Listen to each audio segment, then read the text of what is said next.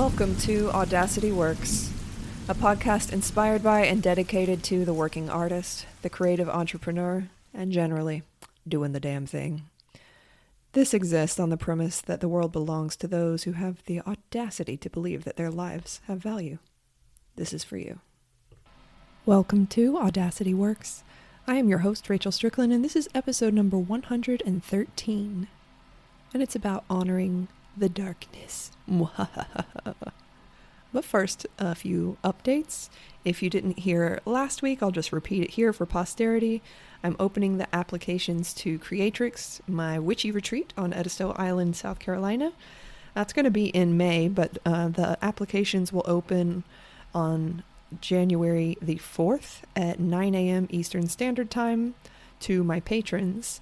And if there are any slots left the following Wednesday, January 8th, those slots will be offered to the waitlist, and I'll put the links to both of those things in the show notes.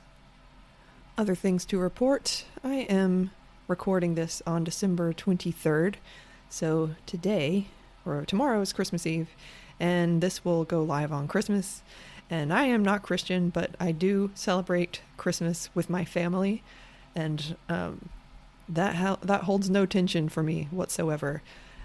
Whatever you are doing today, I hope that it is something that you chose and that brings you joy and lights you up, and that you're doing what I was going to say. I hope you're not working, but if you want to work, I hope you're working. I hope you're doing whatever it is the fuck you want to do.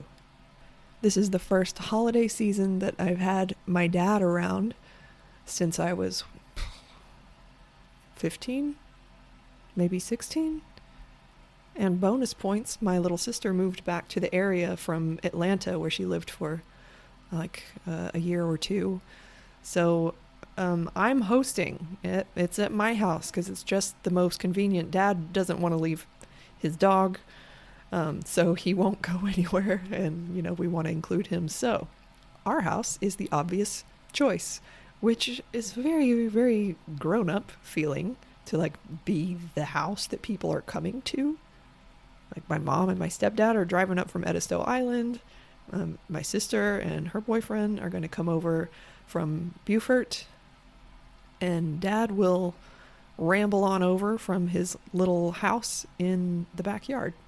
And the reason that I'm bringing this up is that if you too find yourself in a position to be like hosting things, we have like such a unique opportunity right here, right now, as time has unfolded, to undo a lot of social conditioning, particularly aimed at women for doing invisible labor. Because I was starting to get a lot of questions like, well, what are we going to eat? And what do you want me to bring? And like, those are fair questions, right? But it gave me the opportunity to say, so I'm super happy to be hosting everyone. I'm also not volunteering to like make all the choices. I'm happy that I get the choice to make that choice or not. And what I am choosing is for y'all to do an equal amount of the work. Thank you and happy holidays. As the inverse is usually true. I mean, I am being just flooded with memes and reels from my friends, especially my femme friends who have children, about how the holidays are like not a restful time at all because all the labor is being done by women, and that sucks. Like, that's not fun. That's not a holiday. Like, don't do that. And if it doesn't get done, I guess that's a natural consequence of people, needing to learn to view what needs to be done instead of it being delegated to them. Also, it's a really lucky thing that I enjoy cooking, because I'm actually like very happy to like do a lot of that. I've talked about food extensively on this podcast. I like feeding people, but I ain't gonna be doing the dishes, so someone else can do that. Anyway, I'm looking forward to it. I know I have got people saying, are you dreading this? Are you dreading this? I'm like, no, I'm not. I'm not dreading it at all. One, because I have positive relationships with these people, with those people. I enjoy them, which has not always been without effort. but I enjoy them. And also I have boundaries. Yay, 40s. Being in your 40s is the shit. It's just so much easier to defend my personal boundaries. The field of fucks, it gets raised with time. And have you ever had the sensation of like, damn, I cannot wait to meet myself in 10 years? Because that bitch is going to be cool AF. But I'm also enjoying being this version. So the subject of today's podcast is honoring the dark, which we're getting to almost 6 minutes in. And the reason for that is like, I talked a lot last week about human rituals and how humans always will gravitate towards rituals. It's like part of our nature, and that it doesn't need to be wrapped up in pageantry. But around this time of year, solstice was like 2 days ago, or 4 days once this podcast comes out. But, everything's about like welcoming the light back in, and that's a fair point. But today I want to do the counterpoint to that, which is honoring the dark while it's here. Because yes, we are welcoming the light back in. Yes, we hope, and now we know that like summer will follow winter, regardless of what we give to the gods or not, as long as we're lucky enough to be alive, that is. But like, that's still a long way away. That's still like months away from like sun and warmth becoming a noticeably larger part of our lives again. So while we're here in the long dark of winter, instead of just like huddling by the fire while waiting for summer to return, what can we do to honor the dark that surrounds us? So I just wanted to talk about some ways that we can do that. Now, there are the obvious things like appreciating the long darkness of winter for what it is, admiring what the silhouette of a naked tree against a white sky looks like. Is it kind of sad? Yeah, but also it's beautiful. I go out into my sunroom and all the plants have frozen, all of them, because we've had an unseasonably cold start to winter here in South Carolina. We've had a few frosts even, and all the plants in containers, they be dead. Except for my lemon tree, of course. And I kind of love it. I kind of like going out there and walking by them just like sort of limp and hung over the edges of their pots and being like, night-night. Night-night. I'll see you next year. You get you some rest. You deserve it. But it's also a very apt time to be doing some shadow work. I'm a big fan. I'm a big fan of shadow work all year long, but it's particularly fun to do when the circumstances outdoors provide such a perfect backdrop. We do a lot of shadow work. I walk people through a method for it in Creatrix. And if you're new to it and you don't know what I'm talking about, I would highly recommend the book Existential Kink. I'll put a link to that in the show notes if you want to check it out. It's by Dr. Carolyn Elliott. And I love Carolyn like I know her. Dr. Elliott also just sounds too formal. But anyway, the author of Existential Kink, I really dig her approach because it's a pleasure-based practice. So it's not really cerebral, it's embodied. And you follow the compass of like what feels good, even when it shouldn't. And I dig that. So it allows you access to parts of yourself that are very easy to just ignore and pretend they don't exist because they're oftentimes inconvenient or culturally unwelcome at the table. So being given a process to access those parts of ourselves is just very, very cool. And I always enjoy doing it. I enjoy the shadow work practice. And resulting from that, there are some shadow aspects to myself that I have really come to like. Like, I just like her. I mean, she's shitty sometimes, but like, I still like her. I like those darker aspects of myself. I enjoy their company when they show up now. And that's a direct result of doing this kind of work. So I thought I would share some of those with you. And I also invite you to uncover some of those aspects of yourself, particularly the ones you really like and enjoy, and feel free to share them with me because I will be insanely curious. So, shadow aspect number 1. One of my favorite shadow aspects of myself is a severe tunnel vision and a stubbornness to only accept what I deem worthy of my life. This one has driven people crazy more than any other aspect that I can think of, particularly when I was young, like really young, because, well, you know, people want to keep you safe when you're young, and then you become a young adult, and it becomes a lot harder to do that because you need to be exploring your own autonomy, and doing that for me meant buying a one-way ticket to Europe when I was 23 and not knowing when I was coming home again. You can betcha I came up against a lot of resistance to that, and just like, people were scared for me, and I get it.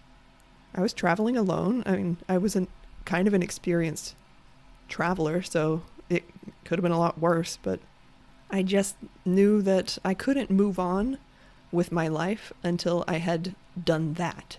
Like, that was the next step. It was very clear to me, and it was also very important to me not to have a plan.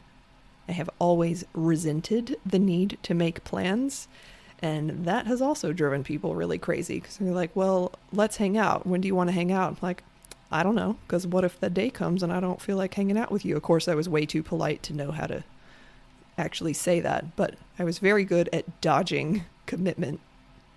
And there are aspects to me of like the recovering people pleaser, because that's a learned behavior to keep yourself safe by managing other people's feelings and just doing things that they want you to do, because then they'll be happy and you can continue to be safe, right? And that part is pretty strong.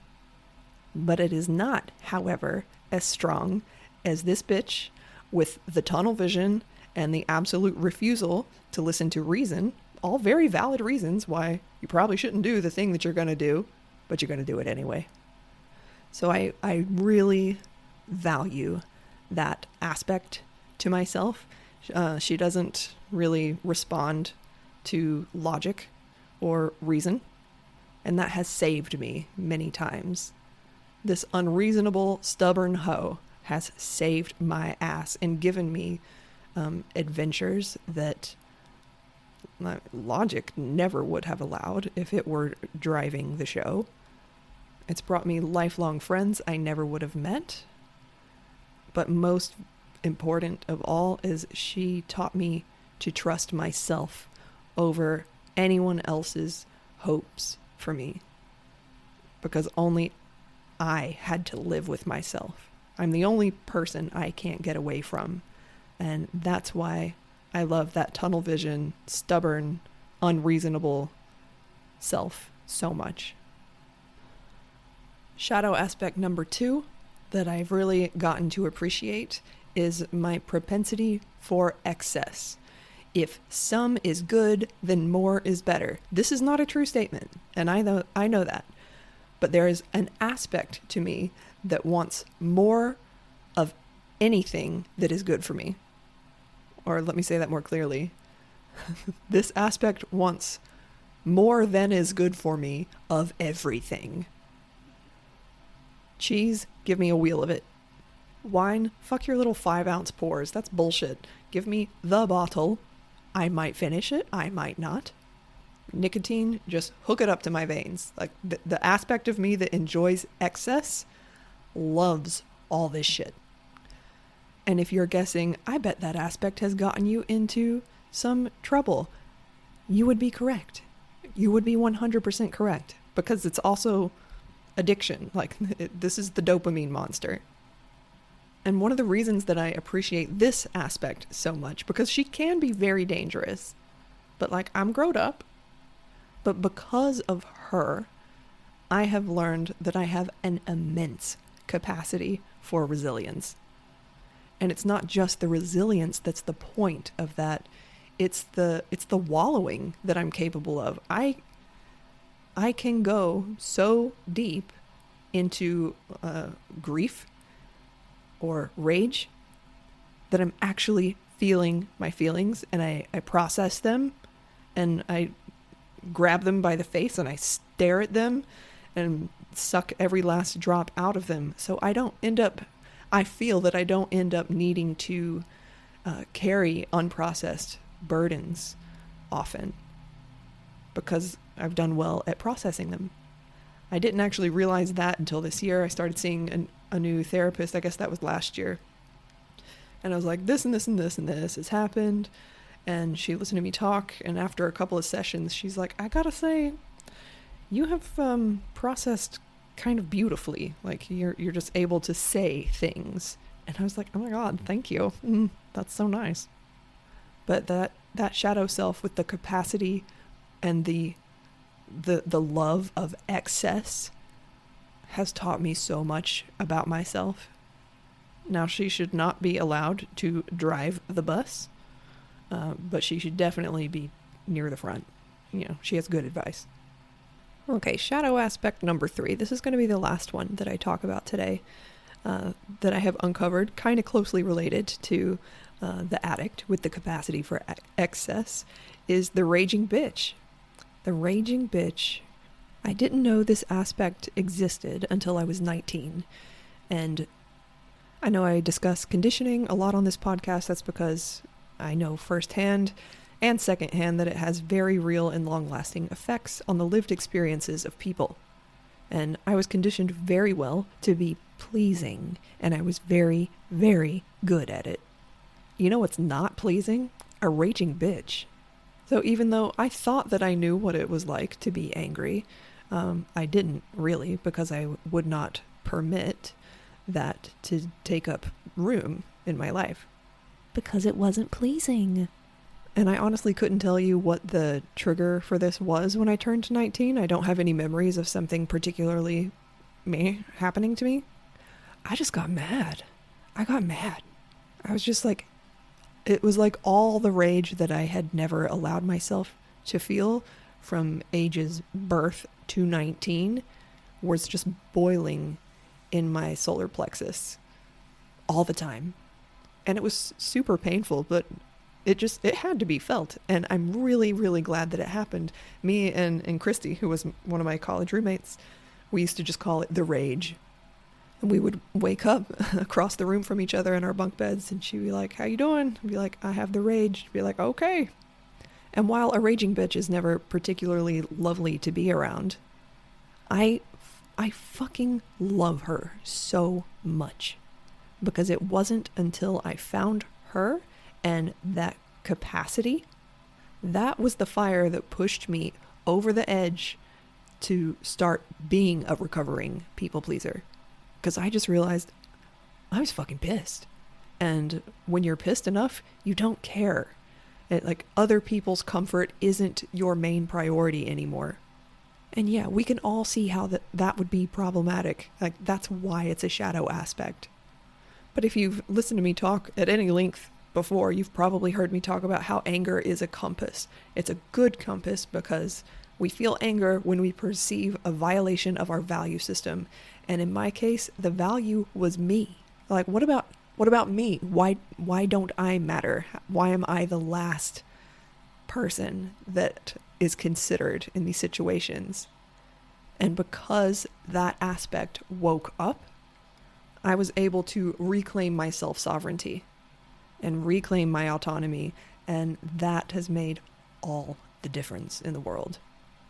And now I know that the raging bitch aspect of myself exists because I value myself, and for no other reason. So I love her. So those are 3 of mine. I'm going to stop at 3 because we're already almost at 20 minutes. But as something fun for you to do, if you want to dabble in some shadow work this holiday season, is to take it one aspect at a time. Identify something about you one that people have always disliked, but has been consistently present in your life. So people tend to complain about your shadow aspect before you even know about it. And the chances are that whatever you uncover, those aspects are protecting other aspects of you and refusing to let them be destroyed. Find out what that value is that's being protected, and you can fall in love with them. They don't have to sit in the driver's seat, but they can be incorporated into your whole self instead of left outside in the cold.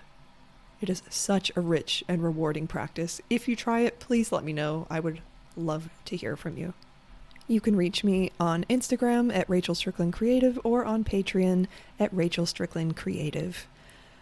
This podcast is powered by Patreon, so thank you so much to all of my patrons for your support and for standing with me. I'm going to wrap this up now. It is almost 6 p.m. on Monday. It's freezing fucking cold outside, so I'm not going to be going out there. I got family coming in tomorrow.